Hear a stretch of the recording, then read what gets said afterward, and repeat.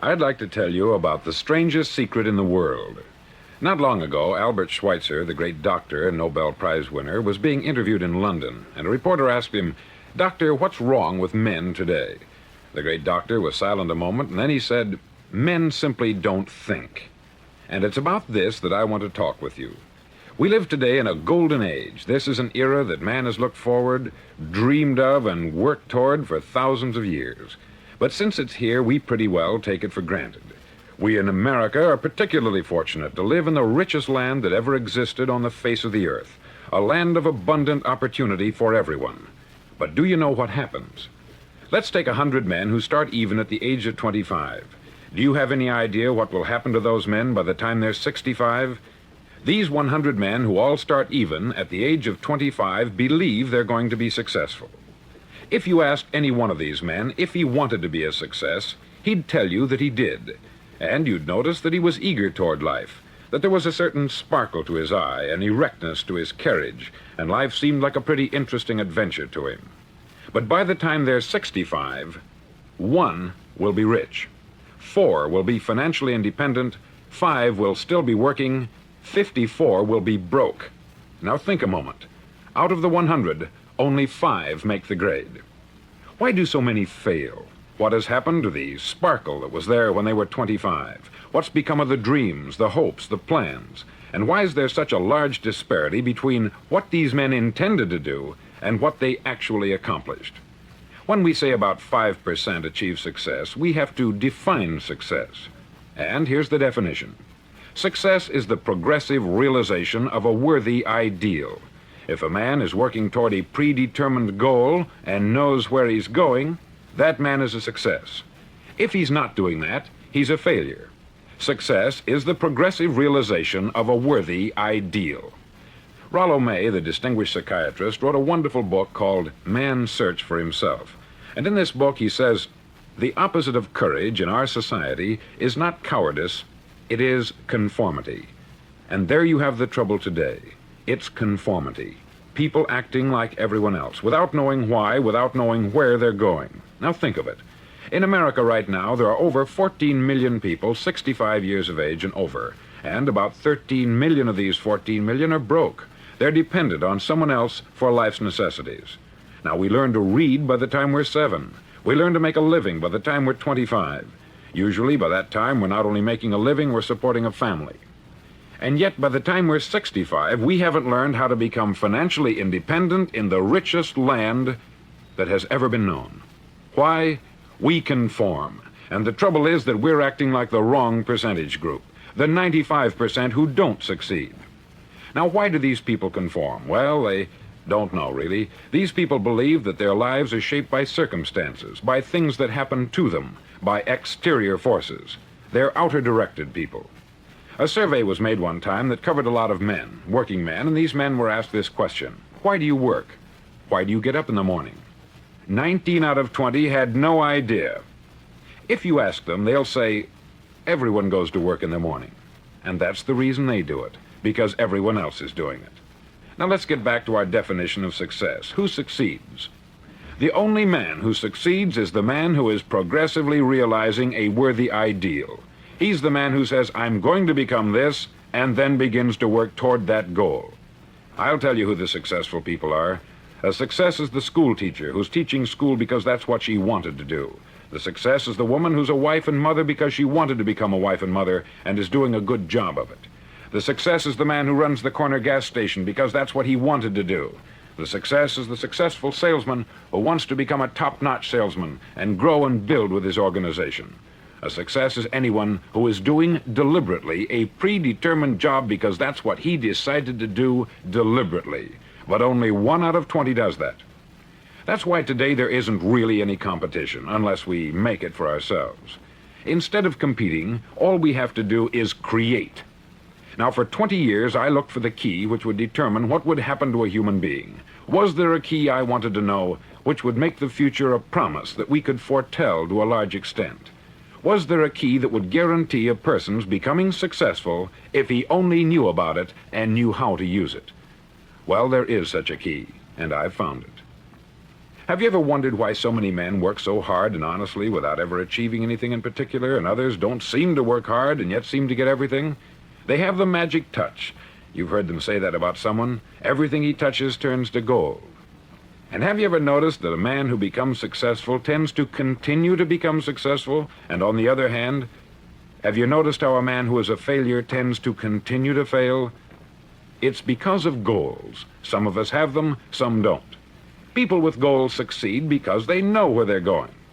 Now think of a ship leaving a harbor, and think of it with the complete voyage mapped out and planned. The captain and crew know exactly where it's going and how long it will take. It has a definite goal. 9,999 times out of 10,000, it will get to where it started out to get. Now let's take another ship, just like the first, only let's not put a crew on it, or a captain at the helm. Let's give it no aiming point, no goal, no destination. We just start the engines and let it go. I think you'll agree with me that if it gets out of the harbor at all, it will either sink or wind up on some deserted beach a derelict. It can't go any place because it has no destination and no guidance. It's the same with a human being. Take the salesman, for example. There is no other person in the world today with the future of a good salesman. Selling is the world's highest paid profession, if we're good at it and if we know where we're going. Every company needs top-notch salesmen, and they reward those men. The sky is the limit for them. But how many can you find? Someone once said, the human race is fixed, not to prevent the strong from winning, but to prevent the weak from losing. The American economy today can be likened to a convoy in time of war. The entire economy is slowed down to protect its weakest link, just as the convoy had to go at the speed that would permit its slowest vessel to remain in formation. That's why it's so easy to make a living today. It takes no particular brains or talent to make a living and support a family today. So we have a plateau of so-called security, if that's what a person's looking for. But we do have to decide how high above this plateau we want to aim for. Now let's get back to the strangest secret in the world, the story that I wanted to tell you today. Why do men with goals succeed in life and men without them fail?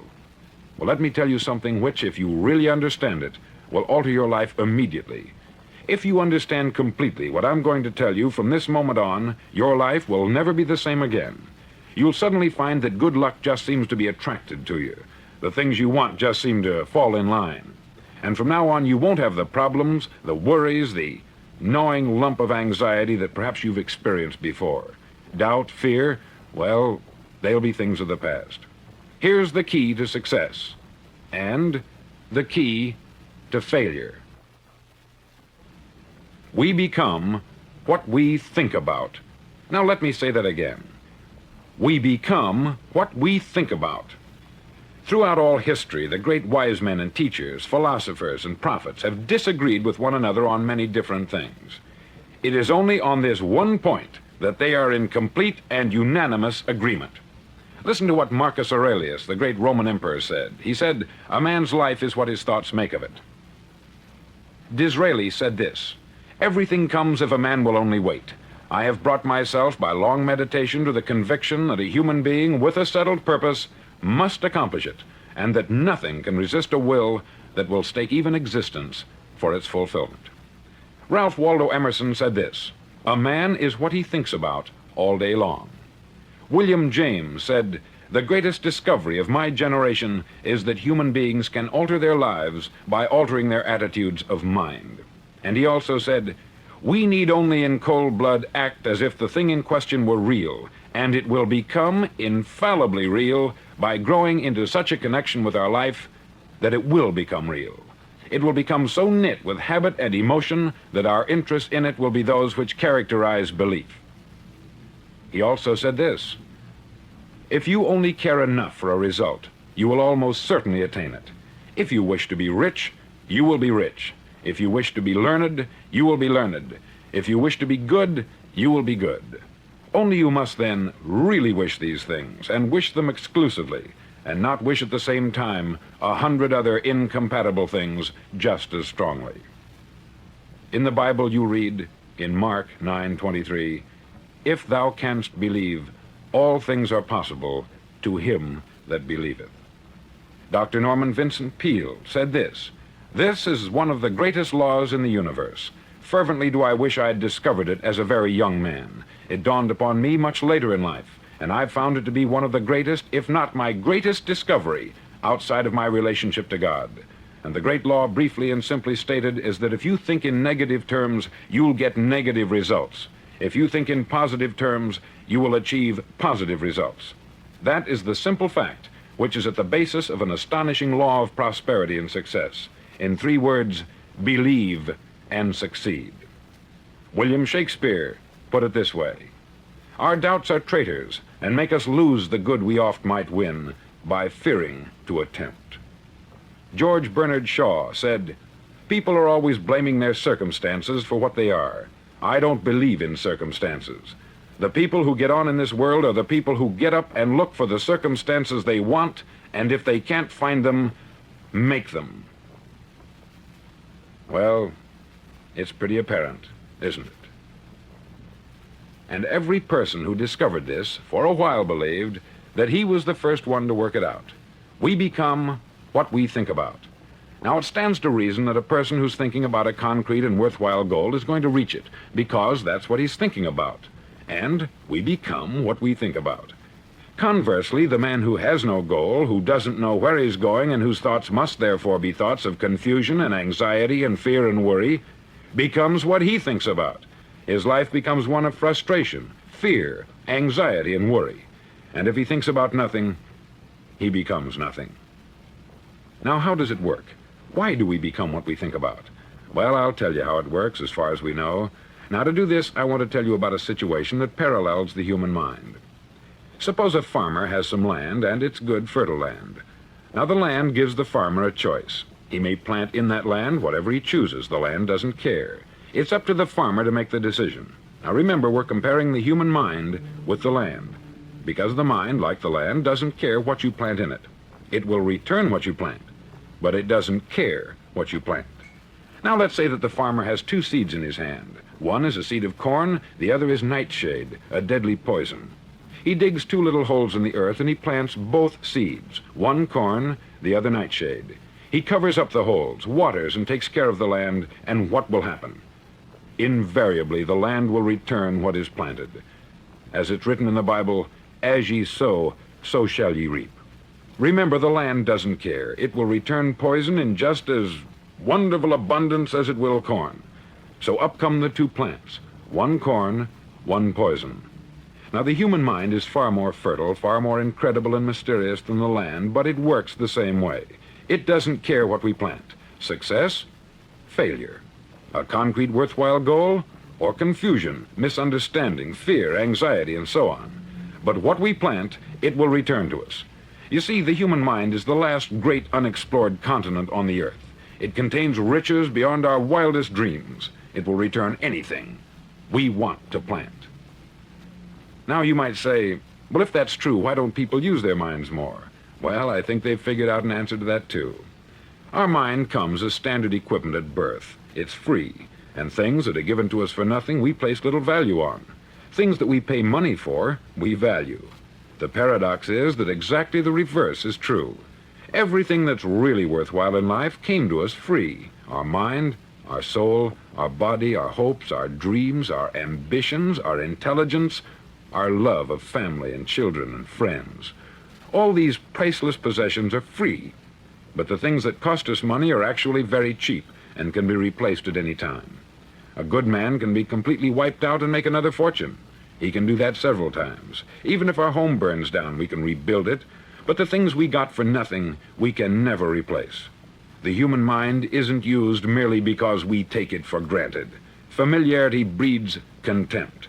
It can do any kind of job we assign to it, but generally speaking, we use it for little jobs instead of big important ones. Universities have proved that most of us are operating on about 10% of our abilities.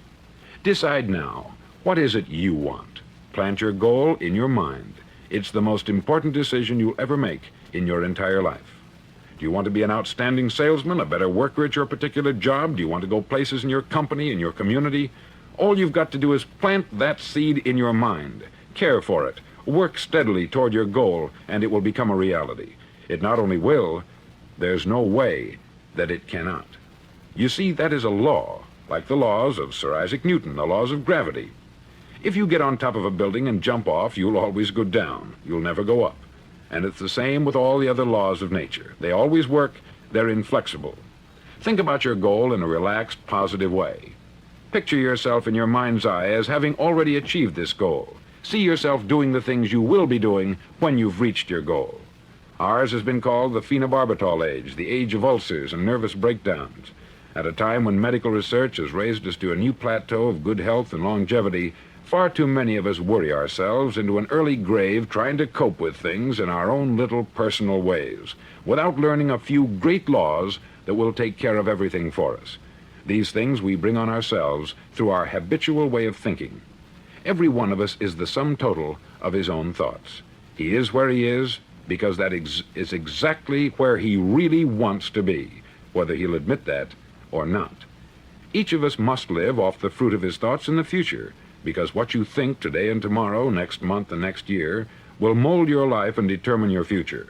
You're guided by your mind. I remember one time I was driving through Arizona and I saw one of those giant earth-moving machines roaring along the road at about 35 miles an hour with what looked like 20 tons of dirt in it, a tremendous, incredible machine, and there was a little man perched way up on top with the wheel in his hands guiding it. And as I drove along, I was struck by the similarity of that machine to the human mind. Just suppose you're sitting at the controls of such a vast source of energy. Are you going to sit back and fold your arms and let it run itself into a ditch? Or are you going to keep both hands firmly on the wheel and control and direct this power to a specific, worthwhile purpose? It's up to you. You're in the driver's seat.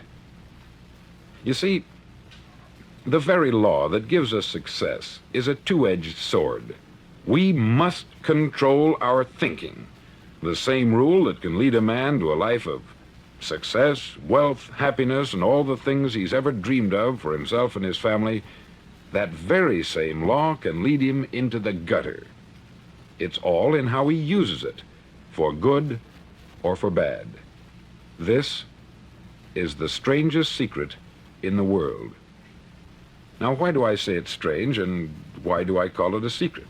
Actually, it isn't a secret at all. It was first promulgated by some of the earliest wise men, and it appears again and again throughout the Bible.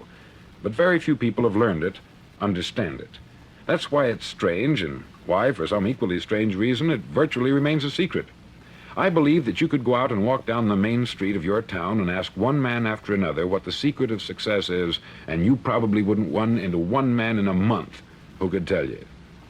Now, this information is enormously valuable to us if we really understand it and apply it. It's valuable to us not only for our own lives, but the lives of those around us, our family, employees, associates, and friends. Life should be an exciting adventure. It should never be a bore. A man should live fully, be alive. He should be glad to get out of bed in the morning. He should be doing a job he likes to do because he does it well. One time I heard Grove Patterson make a speech, the editor-in-chief of the Toledo Daily Blade, and as he concluded his speech, he said something that I've never forgotten. He said something like this: "My years in the newspaper business have convinced me of several things, among them that people are basically good, and that we came from someplace, and we're going someplace. So we should make our time here an exciting adventure. The architect of the universe didn't build a stairway leading nowhere. And the greatest teacher of all, the carpenter from the plains of Galilee, gave us the secret time and time again. As ye believe, so shall it be done unto you."